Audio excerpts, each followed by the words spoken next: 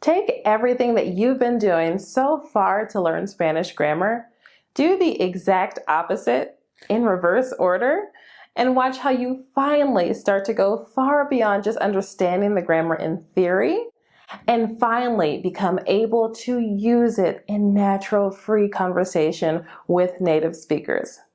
Let me show you exactly how it's done.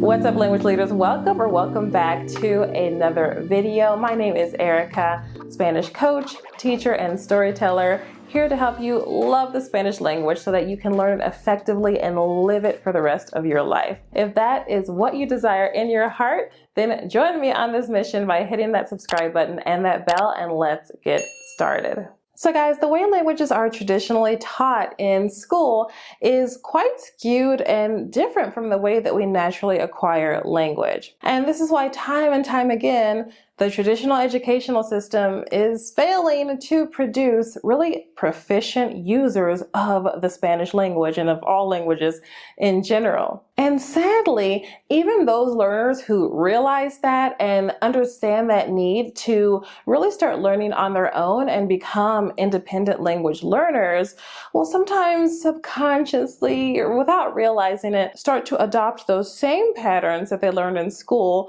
into their own language learning routine, and this produces similar poor results. All right, guys, so what's really going on? What's happening here in our traditional learning system?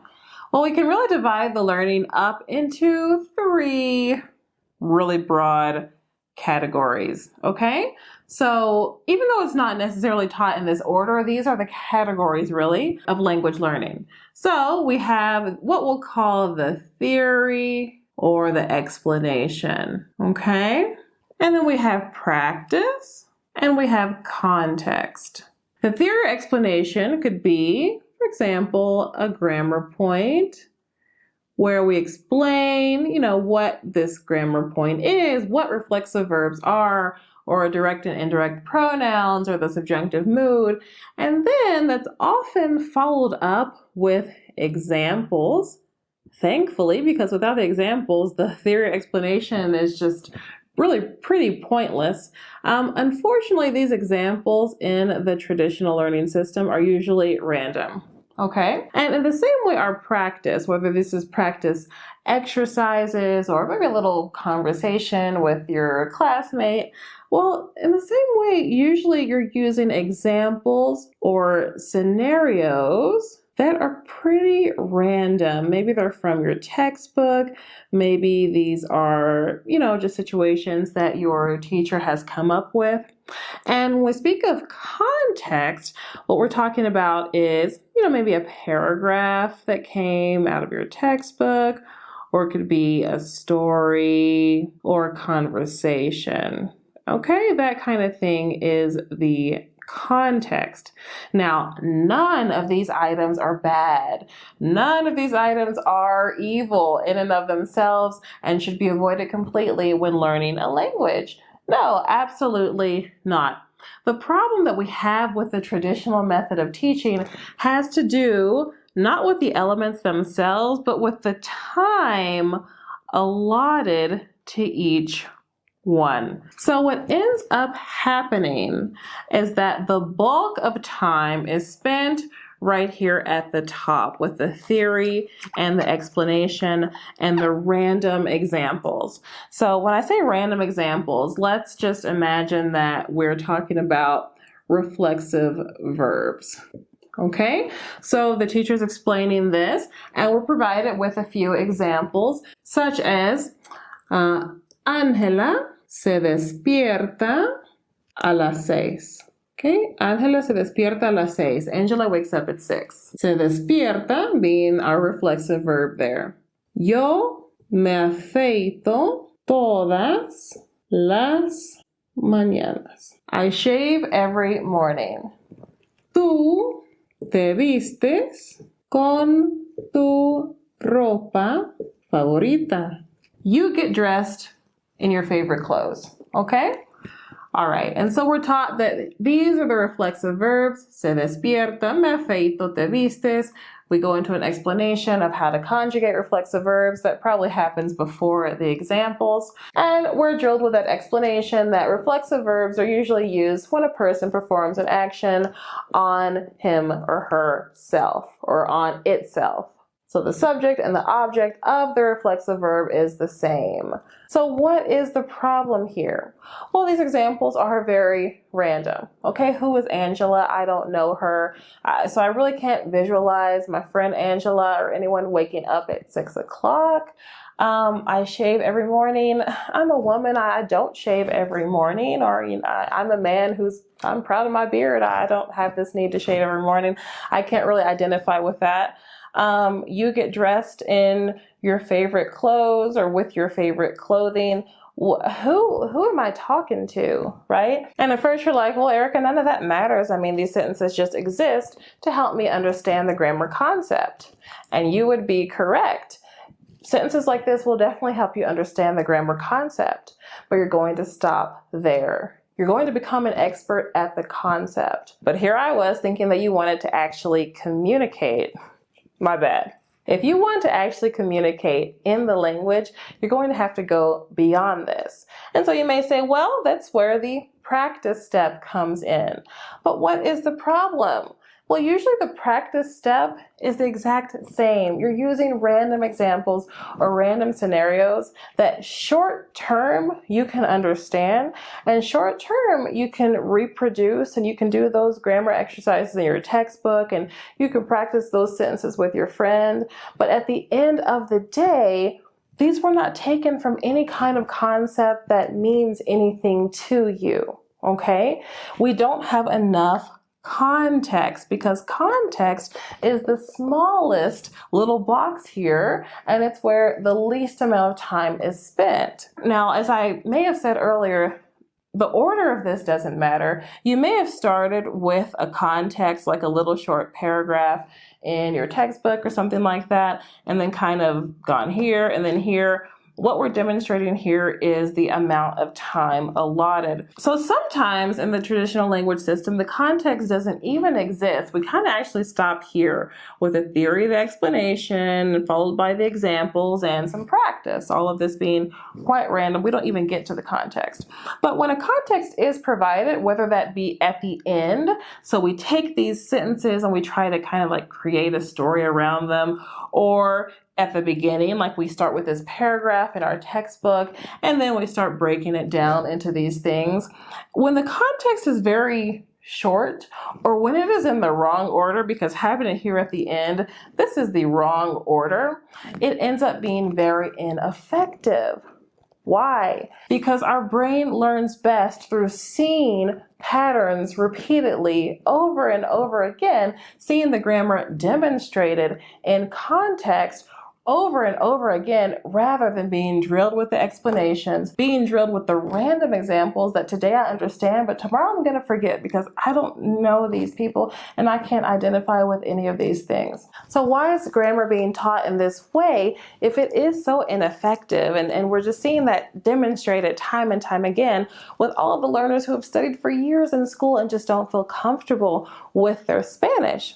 Well, the answer is quite simple. It's because grammar is something that you can grade, and the teacher has something concrete to teach, and the student has something concrete to be tested on, and we can see their progress, and that's what is expected even from the student. So we end up with straight A students who do really well of being able to understand and learn in this way, and in the best case scenarios, we end up with straight A students.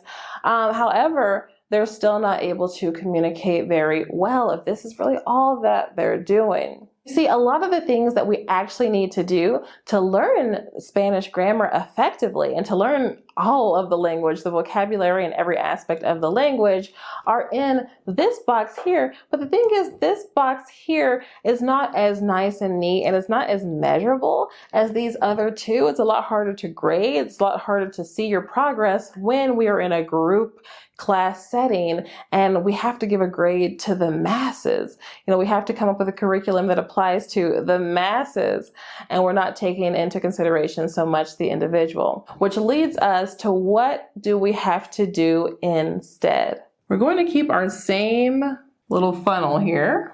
We're even going to keep our same 3 categories.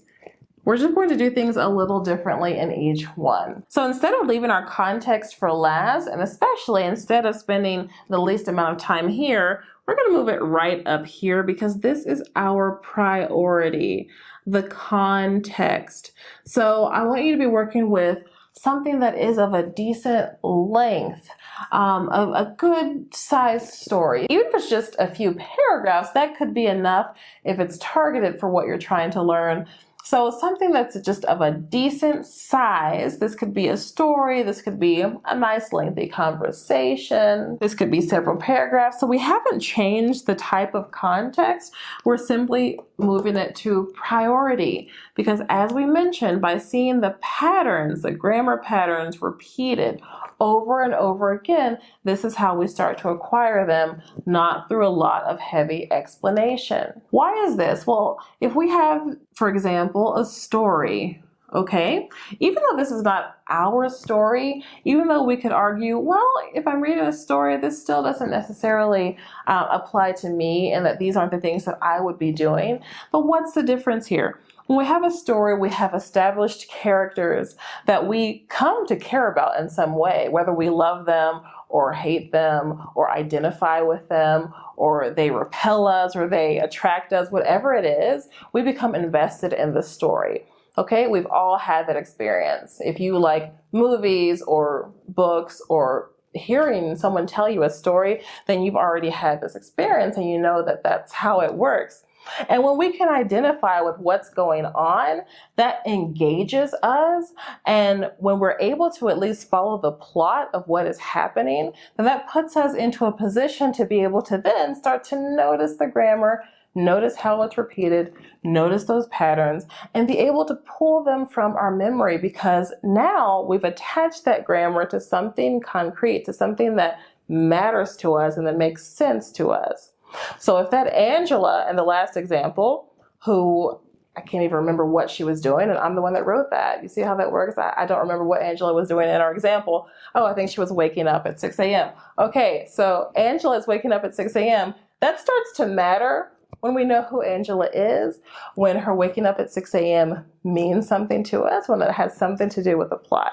Okay, and then that grammar pattern of Ángela se despierta starts to stick with us a lot better than when Angela was a random sentence example. All right, so in our category here in the middle, the practice with examples, because examples are really nice to be able to practice with so that you do start to get a feel for the grammar. But the more we can avoid these sentences being random, well, the better off we are. So as we were talking about here, of taking everything from a context, when we can practice sticking with the original context and or adapting it, we'll say adapting the examples to ourselves. So in other words, to our own circumstances, the better that we're going to be. So as we're practicing with, let's say, the grammar, let's just stick to the example of reflexive verbs. As we are practicing that, we've started with a context that contains a lot of reflexive verbs, and we're doing some practice exercises with the sentences. So looking at those sentences that have to do with those characters that we're now familiar with, really forming an image in our mind of what's going on. And or we can take those sentences and adapt them to ourselves. But even so, when we're starting with the original sentence from the context, we still have something to anchor to. Let me pop here on the screen for you an example of a sentence, a real sentence taken from our story that I have in my Upper Beginner Intermediate Spanish story course that actually teaches reflexive verbs. You learn reflexive verbs without even realizing you're learning them. So we have this sentence. Me levanto rápidamente de la cama, me quito los monitores y salgo corriendo del cuarto. So I get up quickly from the bed, I take off my monitors and go running from the room, or leave the room running, or however you want to say that. So we have a couple of different reflexive verbs here. And the thing is that as you read the story, you become very familiar with Sarah, our main character, and why she is doing this. And the more times you read the story, the more familiar naturally you're going to become with these reflexive verbs. And we have many, many, many of them contained within the story. And Sarah actually repeats several of the things that she went through that day a few different times for reasons that I won't get into because that would be a plot spoiler. But you're getting that repetition, not only for the grammar, but actually for the vocabulary, because the vocabulary focus of that story is daily routines. And reflexive verbs are used a whole lot when we talk about our daily routines. So we're getting kind of a double whammy there. We're getting a grammar focus and a vocabulary focus in a context that makes sense, in a context with characters that you actually start to care about. And this results in being able to hold on to that grammar a lot better. And then we move on in the program to having you create your own piece of writing using these same reflexive verbs. So doing it this way, starting with the context, doing practice that actually sticks with the original context and or actually applies to yourself is so much more effective than the random examples that we had over on this side. Now here at the bottom, with the traditional learning system, remember that we had the explanations and the theory as the main focus. We're going to move that to the bottom. This doesn't mean that it necessarily has to come last, but we're going to keep it short, okay? You may choose to put this here, for example, after the context, but before the practice. It really does depend on you and your learning style. Perhaps you feel better with some explanation before you go into the practice, or perhaps you would like to spend some time noticing and practicing with some of the sentences before anyone even explains anything to you. That would actually be ideal if you're able to do that. And the more practice you get with becoming an independent language learner, the more you will be able to do things in this order. It's really, really a beautiful transition to be able to see. So this is the way that is traditional, but this is the way that I actually prefer to teach. This is how I want you to become an independent language learner. Not just any independent language learner, but a successful one, okay? The least amount of your time is going to spend here because the explanations can be super helpful and useful in those bite-sized chunks and giving you those aha moments. Okay, that's how that works. But they make no sense if you didn't have any context to go with that. And you're not going to be able to hold on to that if the context wasn't meaningful and substantial. So spend the least amount of your time here. And why is this an independent process? Well, because I am not with you to see and make sure that you are spending the most time here. Okay, so if I give you an 8-minute grammar video to go with part 1 of a story that's also 8 minutes, okay? Why don't you watch this once, but watch this 3 or 4 times. And every time you do, notice even more of that grammar point that you learned, okay? Or whatever order that you want to do this in it. I always suggest starting with the context because I really believe in the human brain to be able to learn a lot of this naturally, even without any explanation at all. But you can do it how you want as long as you are spending the most time here. You're spending also a really decent time practicing, and then the smallest amount of time with that explanation. We can go beyond the self-study course here. If you're doing this with a self-study course, then you want to just make sure that you are including speaking practice. Okay?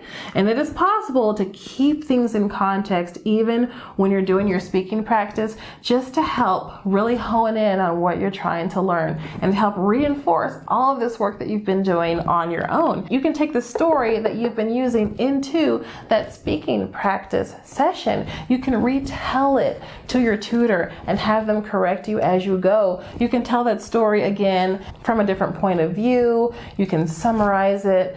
You can role play certain scenes working with your tutor there and then get those corrections, okay? That is also part of this practice session. And these are the sections where you are going to really learn the language. You're going to internalize it and you're going to learn to produce it. Okay, so now that you know where to allot your time and what to do, I actually have a free guide for you that walks you a little more step by step of exactly how to put all of this into practice in a more practical way. So you can grab that guide that is going to show you how to learn Spanish in general, including the grammar through stories like what we've been focusing on here as our context, just because in my opinion, they're among the most interesting things to use for context. So you can grab that free guide at erickaraylanguage.com/stories or click on the link that I'll leave here in the description box. All right, guys, I hope that was helpful for you. If so, be sure to give me a like and comment to let me know what your biggest takeaway was. I'll see you in the next video. And until then, don't forget to go out and live your new language today. Bye-bye.